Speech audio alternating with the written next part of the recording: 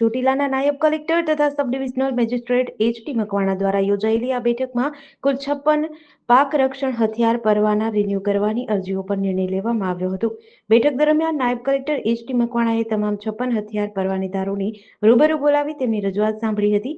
નાયબ કલેક્ટરે સ્પષ્ટ શબ્દોમાં સૂચના આપી હતી કે પાક રક્ષણ માટે આપવામાં આવેલા હથિયારોનો ઉપયોગ માત્ર ખેતીની સુરક્ષા માટે જ કરવો, હથિયારોનો કોઈ પણ પ્રકારનો દુરુપયોગ ન થાય અને સરકારના નિયમો તથા નીતિઓનું પાલન કરવા માટે પરવાનેદારોને તાકીદ કરી હતી.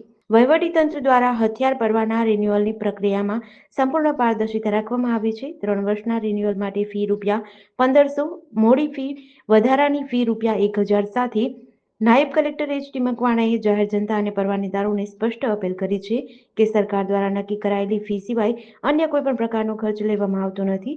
જો કોઈ વ્યક્તિને અધિકારી દ્વારા વધારાની રકમની માંગ કરવામાં આવે તો તાત્કાલિક નાયબ કલેક્ટર કચેરીનો સંપર્ક કરવો. GDC ન્યૂઝ સાથે લધુભાઈ ધાદલ સાથે મોહસિન માંડકિયા, ચોટીલા.